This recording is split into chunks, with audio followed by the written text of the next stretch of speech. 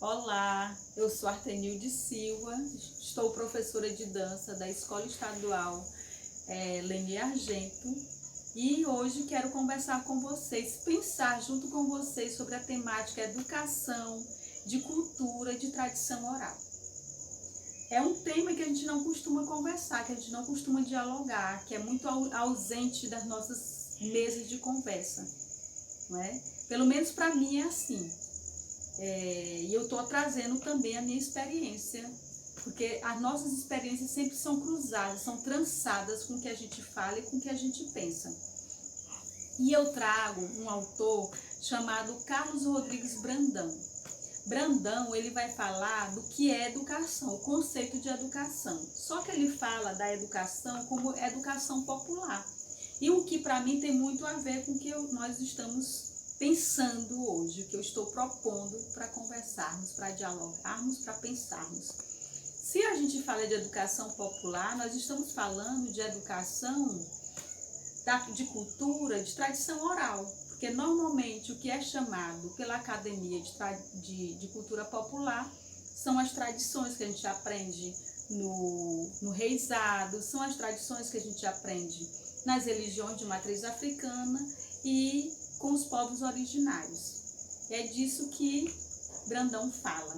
E Brandão, ele pesquisou o reizado em Minas Gerais. E nessa experiência de pesquisa, ele conheceu o Antônio Cícero. Quem é o Antônio Cícero? Antônio Cícero é um lavrador de Minas Gerais.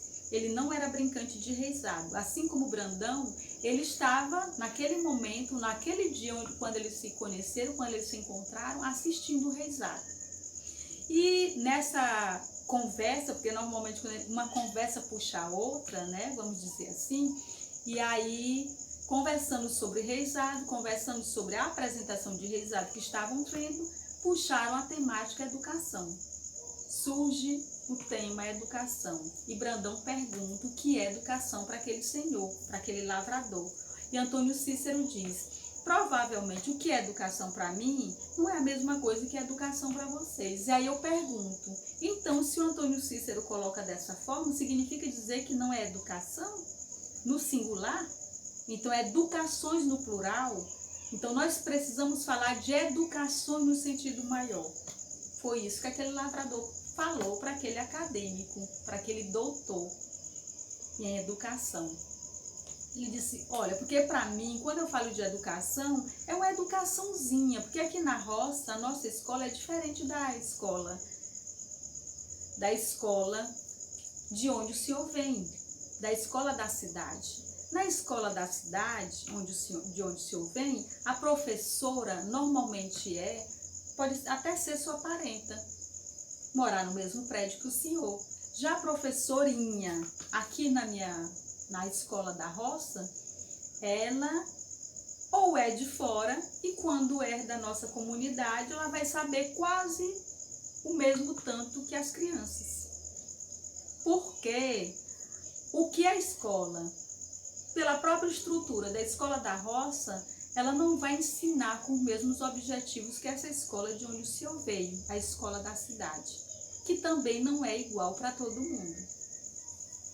E aí o Antônio Cícero nos chama a atenção para essa questão de que, mesmo estando dentro desse quadrado, desse cercado chamado escola, ainda há educações, forma diferente, e que depende de uma coisa chamada de estrutura, não é? Aí ele compara a escola aqui da roça é uma escolinha, é uma educaçãozinha com a professorinha. A sua escola é uma escola, né, com a professora formada e que vai mudar a realidade de quem está nessa escola. Na roça, a única coisa que a gente aprende é juntar as letras e juntar os números. Normalmente não faz a gente sair da roça. Mas não quer dizer que também a gente não ensina os nossos filhos outras coisas. A gente ensina também os nossos filhos a pensar, a respeitar os outros, a cuidar da terra. E quando trata do reizado, das nossas culturas que nós temos aqui, eles aprendem também. E tem uma pessoa que ensina, não é uma pessoa chamada de professor, não precisa ser chamado de professor, mas também ensina. Isso não é uma forma de educação? Antônio Cícero pergunta. E aí, isso me faz lembrar de Deus Uíte. Deus Uíte é uma mulher poderosíssima do quilombo aqui de Amarante, o quilombo Mimbó. No Mimbó existe uma modalidade de dança chamada pagode do Mimbó. Por que é pagode do Mimbó? Porque é específico de lá. A forma de tocar, a forma de dançar, as músicas, todas são composições da própria comunidade. E Deus Uíte, quando fala das crianças que hoje dançam o pagode do Mimbó, ela diz que não precisou ensinar, que não precisa treinar, como ela chama, que a gente chama de ensaio, né? Ela diz não precisa treinar. Por quê? Porque as crianças aprendem observando os adultos. Eles aprenderam a dançar pagode a partir da observação. E aí é interessante nós nos perguntarmos,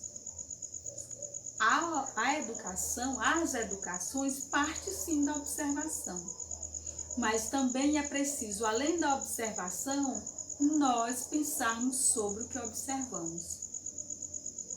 Que aí é uma outra forma de educação, que é ampliar esses conhecimentos, é transformar essa observação em conhecimento. E isso é muito interessante, porque vai exatamente discutir com o que o Antônio Cícero colocou para Brandão quando se referia da educação na roça. E aí é muito interessante a gente pensar, então, a educação, a escola da roça. E quando a escola é a própria roça, que é quando o Antônio Cícero disse, mas nós também ensinamos os nossos filhos a cuidar, a plantar, não é? A pensar esse lugar onde ele vive. A escola é a própria roça. E aí Deus Uíte traz. E quando a escola é o pagode do Mimbó, não é? É muito interessante a gente pensar. E eu quero fazer uma outra pergunta. E quando a escola é a própria aldeia? Por que nós precisamos pensar sobre a escola como a própria aldeia? Porque a escola, nosso país, na verdade, é fundado em cima de um território indígena, que nós chamamos de população indígena. Mas também que é interessante nós chamarmos de população originária.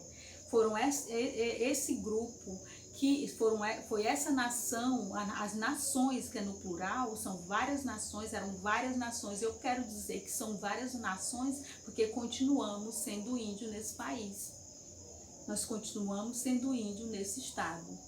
E aí existe um saber originário.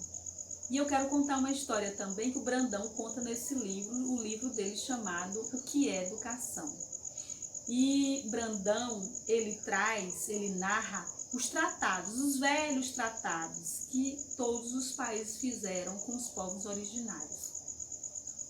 E aí Brandão, quando trata isso, ele diz que após os Estados Unidos fazer o tratado com as 6 nações indígenas, mandaram cartas para todas elas, solicitando que os chefes enviassem para a cidade, para a escola dos brancos, os jovens indígenas.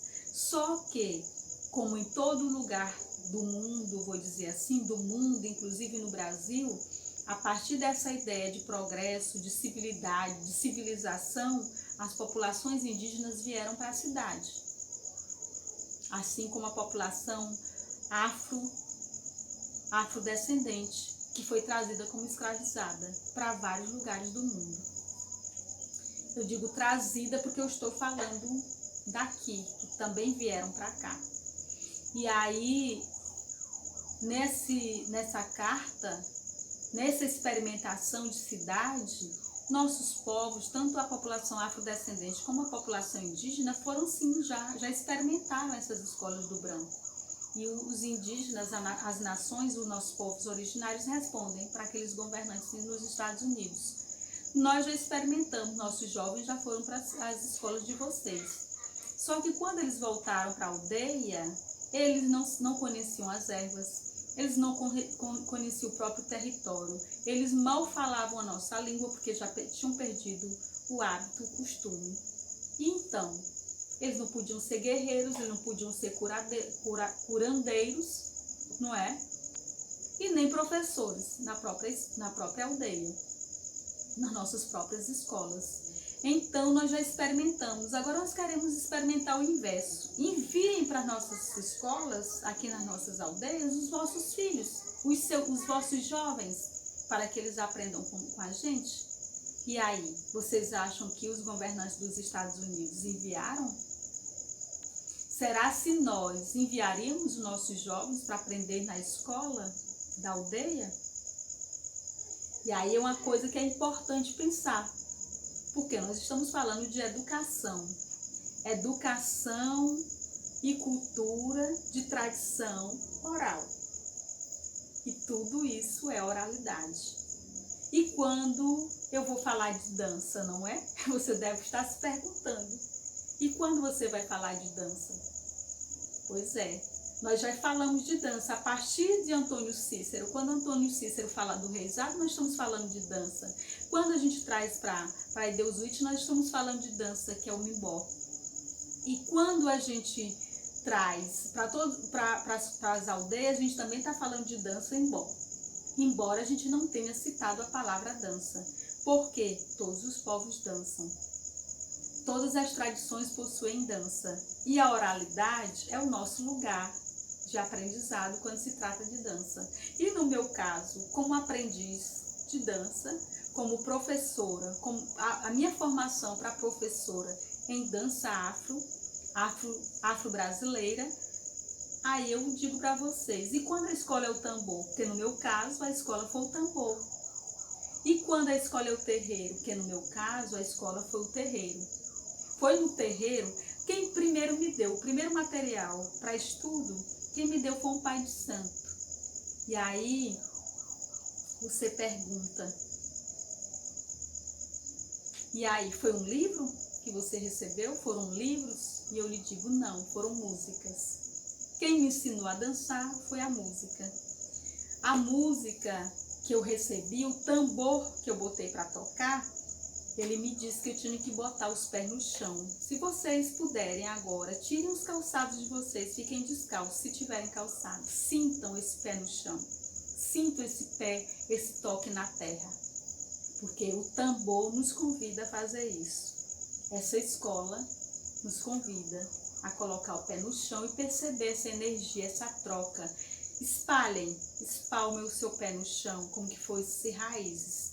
E o tambor também me ensinou que para dançar afro, para fazer as danças de matriz africana, eu precisava dobrar o meu joelho, em reverência à terra. Sim, em reverência à terra. Porque eu preciso agradecer tudo que vem da terra, porque tudo que nós temos vem da terra. Inclusive a roupa que a gente veste vem da terra. É a terra que nos dá. E as danças de matriz africana, as danças afro-brasileiras vão me ensinar isso, através do tambor.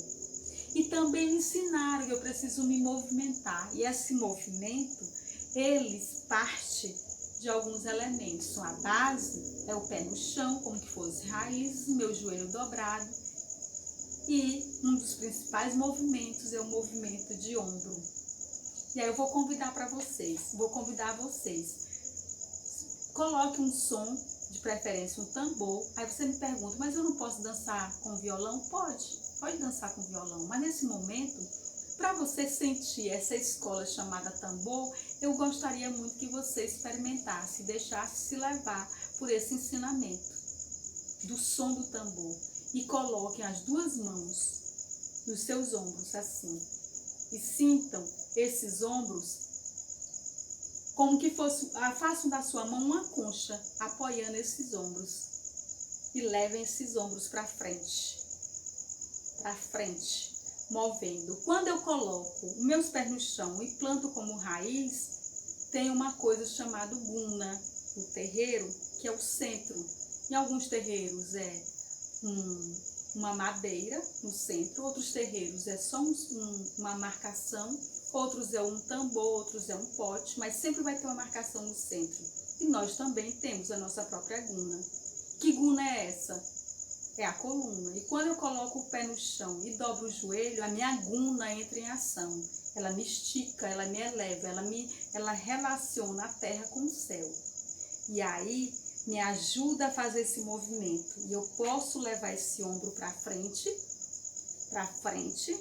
assim também como eu posso levar esse ombro para trás. E vamos observando esse movimento. Quando eu levo meu ombro para trás, o que é que acontece? Meu peito abre. A minha caixa torácica, ela se abre totalmente. Quando eu trago meu ombro para frente, ela se fecha. E vamos sentindo esse movimento que parte lá do meu ombro, que passa pelo o meu cotovelo e acelera o meu peito. E eu posso fazer esse movimento para os lados, posso puxar para a direita, sentir uma força me puxando, assim também como eu posso ir para a esquerda. São movimentos. Também eu relaxo os ombros e eu posso, nesse relaxamento dos ombros, continuar para trás, para frente, eu posso intercalar. E isso eu posso estar inventando, eu posso criar a partir dessa experimentação com o tambor, que me relaciona também com a ancestralidade. As danças afros, a base das danças afros, nesse lugar da educação e a cultura de tradição oral, vai me ensinar que a minha base faz parte da minha ligação com a terra, a minha ligação com o céu, que é o Orum, a Iê, terra, Orum, céu, no Yorubá. E sigamos aprendendo. Perguntem, questionem, pesquisem, busquem. Nós temos fontes, é só colocar no YouTube sobre danças de matriz africana, ou danças de matriz africana, ou danças afro-brasileiras, que é o que a Escola de Dança Leni Argento apresenta para vocês. A partir desse ano, vem apresentando para vocês. E aí, pode colocar os comentários, fazer as perguntas, questionar. A gente aprende observando e pensando sobre o que nós observamos. E esse pensar tem que trazer muitos questionamentos, porque não existe só uma verdade, existem várias verdades. Nessa questão de educação, são educações no plural. E aí sigamos aprendendo, muito grata pela atenção de vocês e muito axé, e sigamos.